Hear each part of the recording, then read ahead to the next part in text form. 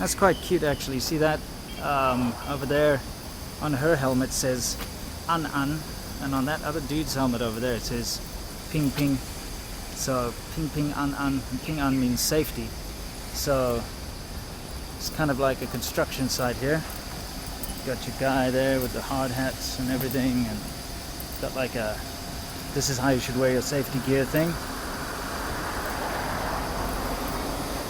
And it says there in Chinese, you know, you're not allowed to come in unless you're safe, etc., etc. Anyway, construction sites of course are everywhere in Shenzhen all the time. Anyway, welcome to another episode of What's Happening in China. So for those of you who are wondering about the visa, let me give you an update on that whole situation. I have my new temporary residence permit, which is something that all foreigners should have. And I have the special photographs, which you're supposed to get as well if you're a foreigner applying for a visa. I'll do a proper China how it is on the whole process so you can see it. However, I did notice this time around when I got my temporary residence permit, they were asking me a lot more questions than usual about my occupation, where I live, asking me, you know, how long have I lived there, and you know, what is it exactly that I do, and you know, it wasn't too bad, but certainly a lot more than usual, so there's a little bit of a change there. I'm now waiting on the Labour Bureau. I have to go there to get my, what do you call that thing, alien work permit has to be renewed because it's run out of pages.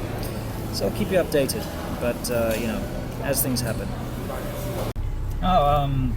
Something interesting happened to me the other day, which made me think, well, I shouldn't say interesting, it's not really interesting.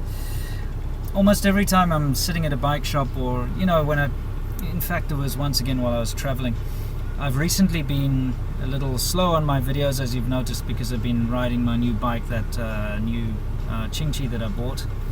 I've been testing it out because I'm going on a big trip up to Yangshuo and Guilin at the end of this month, which is a subscriber of mine is getting married up there. So I'm going up. He's the guy, Dan, who sent me the camera, the drift camera. So you know, I've got to go and check out his wedding. I think it's going to be awesome. So there's going to be videos about the trip up there. And for those of you who don't know what or where Guilin is, or Yangshuo, it is probably the most famous tourist place in China. I mean, if you've watched the movie Avatar, all the sceneries from there, you know, those mountain things, and if you look in the 20 RMB notes, you'll see the scenery from Yangshuo there. It's basically an incredibly beautiful scenic area with lakes and rivers and strange mountains, and well, you'll see for yourself because I'm going to get all the footage, so that should be a lot of fun. Anyway, while testing this bike, I was riding around and I stop at these little bike shops to get things fixed here and there, and almost certain, without any exception, you'll get people talking to you, and they generally ask the same questions over and over again, which does get frustrating, but you know, you have to realize it's just the way it is here. So, you know, I deal with it and I'm courteous and, you know, polite. But one of the things they always come up to me and say is, they say, 你是不是美国人? Or 你是不是俄罗斯的? Which means like, you're American, aren't you? Or you're Russian, aren't you? Something like that. Which, you know, sorry, I'm not American, okay? Now, it doesn't bother me that they call me American, but, you know, I can imagine that some people might get quite irritated being called American or Russian if they're not. I certainly know Chinese people would get very annoyed being called Japanese. So I sometimes poke fun at them. And, you know, if I'm friendly enough with them anyway, if I'm in company that I know and they're like, 你是不是美国人? I say, 我不是, 你是不是日本人? Which means, no, I'm not American, are you Japanese? Which always kind of evokes a bit of a laugh and a chuckle. But yeah, be careful with that one. I wouldn't suggest you go and do that unless you really know your surroundings and who you're dealing with, because you might get beaten up by an angry mob. Anyway, I just thought I'd point that out. If you are in China, it's going to happen. People will come up to you and, you know, if you can understand Chinese anyway, they're going to guess your nationality, which is, you know, not the best thing to do, especially if you guess.